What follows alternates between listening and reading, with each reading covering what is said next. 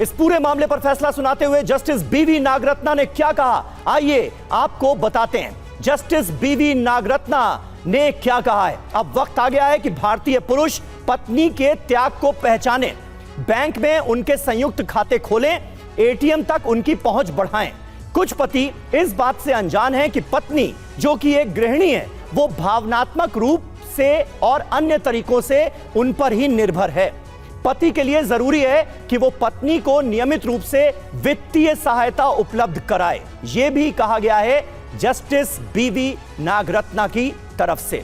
हमारे साथ इस वक्त तमाम खास मेहमान जुड़ रहे हैं, उनसे आपका तारुफ करा दें। पीयूष पांडे हमारे संवाददाता सुप्रीम कोर्ट से हमारे साथ मौजूद हैं। राधिका खेड़ा हमारे साथ जुड़ गई हैं, प्रवक्ता हैं भारतीय जनता पार्टी की। मेहरुद्दीन रंगरेज साहब जो कि प्रवक्ता हैं AIMIM के, असदुद्दीन ओवैसी की पार्टी के, वो हमारे साथ मौजूद हैं। मौलाना पीर अली कादरी थोड़ी देर में हमारे साथ जुड़ेंगे, जो कि अध्यक्ष हैं मरकजी अंजुमन कादरिया के। और साहिल खान साहब जो कि वकील हैं सुप्रीम कोर्ट के, वो हमारे साथ मौजूद हैं। सबसे पहला सवाल पीयूष आपसे मैं जानना चाहूंगा, सीआरपीसी की धारा 125 का जिक्र 1985 के शाहबानो केस के वक्त भी हुआ था और आज भी इसी धारा का जिक्र करते हुए सुप्रीम कोर्ट ने यह बड़ा फैसला सुनाया है। किस तरह से इसे देखा जा रहा है और जो इस फैसले के बाद आने वाले वक्त में बदलाव की हम बात कर रहे हैं, वो अपने आप में कितना बड़ा है, कितने दूरगामी नतीजे इसके आने वाले वक्त में हो सकते हैं? बिल्कुल समीर, देखिए 1985 में जब सुप्रीम कोर्ट ने शाहबानो वाला फैसला दिया था, तो उसके बाद राजीव गांधी की जो सरकार थी उसने 1986 में नया एक्ट ला करके उस फैसले को पलट दिया था। यानी कि सीआरपीसी की 125 में जो मेंटेनेंस का जो क्लॉज है वो पूरी तरह से हर धर्म की महिला के लिए है और माइनर चाइल्ड के लिए है, माता पिता के लिए भी है। और ऐसी स्थिति में जब वो मुस्लिम महिलाओं पर लागू नहीं होता था, तब शाहबानो मामले में 1985 में सुप्रीम कोर्ट ने अपना फैसला देकर के मुस्लिम महिलाओं को उनका अधिकार दिया था, जो 1986 में सरकार द्वारा पलट दिया गया।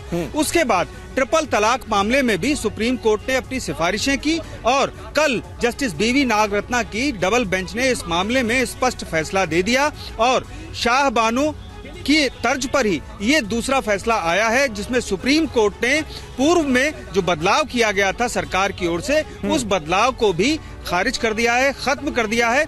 और अब इस मामले में जो मुस्लिम महिलाएं हैं, जो तलाकशुदा मुस्लिम महिलाएं हैं, उनको गुजारा भत्ता पाने का अधिकार है, हक है। और इस मामले में सुप्रीम कोर्ट ने बहुत ही कड़ी टिप्पणियां की हैं जो सीआरपीसी से संबंधित हैं। उसमें यह भी कहा गया है कि जो प्रावधान है सीआरपीसी का 125 वो पूरी तरह से लिबरल है, हर धर्म पर लागू होता है। और यही नहीं कि वो सिर्फ शादीशुदा महिलाओं पर लागू होता है, बल्कि अन्य मामलों में भी लागू होता है। तो ऐसी स्थिति में सिर्फ मुस्लिम महिलाओं को अलग कैसे रखा जा सकता है? बिल्कुल, यानी कि जो समानता का एक मूल अधिकार है उसको एक बार फिर से कहीं ना कहीं इस सीआरपीसी के इस धारा के तहत कोर्ट ने एक बार फिर से दोहराने की कोशिश की है, उसको डिफाइन करने की कोशिश की है। रंगरेज साहब, मुस्लिम महिला जो तलाकशुदा है उसको गुजारा भत्ता मिलेगा, ये उसका अधिकार है, ये देश की सर्वोच्च अदालत कह रही है और शाहबानो से लेकर अब तक ये अदालतों ने बार बार इसको दोहराया भी है। कैसे देखते हैं आप कोर्ट के इस निर्णय को?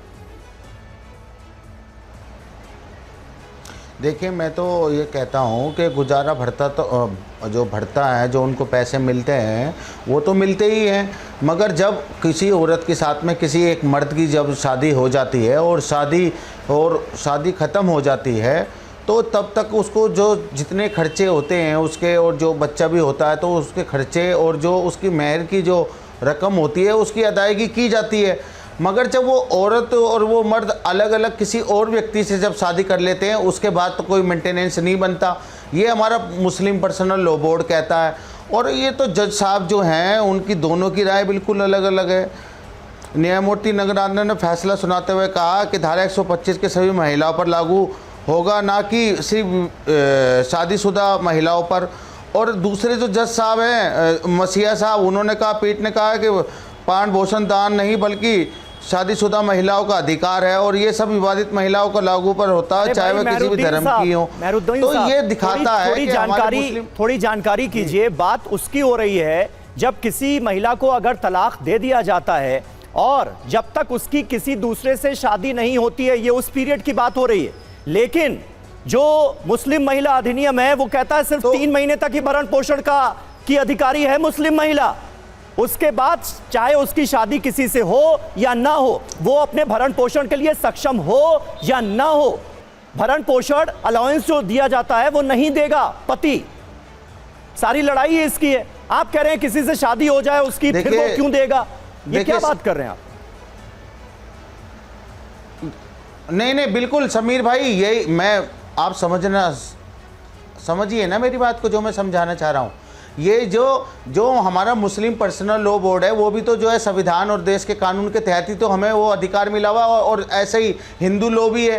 तो सबके अपने अपने अपने अधिकार हैं, और ये इसलिए ही मुस्लिम पर्सनल लॉ बोर्ड है कि वो तय करता है किस तरीके से चलेंगे हम। और ये बार बार जो मुस्लिम पर्सनल लॉ बोर्ड कुछ नहीं तय करता, करने का मामला हुआ। मुस्लिम पर्सनल लॉ बोर्ड एक एनजीओ है। आप मुस्लिम पर्सनल लॉ की बात कर रहे हैं, जहां तक मैं समझ पा रहा हूं आपको। नहीं, मैं मुस्लिम लॉ के हिसाब से तो मैं आपको बताना चाह रहा हूं। जब उनके जो मेहर की जो रकम होती है वो मिल जाती है, उनको जो है खर्चा भी मिल जाता है, और बैठ के आपस में बात सुलह हो जाती है, तो कोई उसमें तो किसी चीज़ की कोई बाद में बात नहीं रह जाती। मगर ये ऐसे मुद्दे इस तरीके से इस समय पर, मतलब ये कुछ समझ में नहीं आ रहा हमारे। आप नहीं समझ पा रहे हैं, लेकिन देखिए आप इस कार्यक्रम में आप जुड़े रहिए, आपको धीरे धीरे समझ में आएगा कि ये मामला क्या है। देखिए, ये मामला, जो लोग थे जिनका ये मामला था, वो खुद ही कोर्ट तक लेके आए थे, सुप्रीम कोर्ट तक ये मामला साउथ से चल के आया था, और कोर्ट ने फिर उस पर अपना ऑब्जर्वेशन और फैसला दिया है। इसमें कहीं कोई अपने मन से कहने या अपने मन से करने वाली बात है ही नहीं।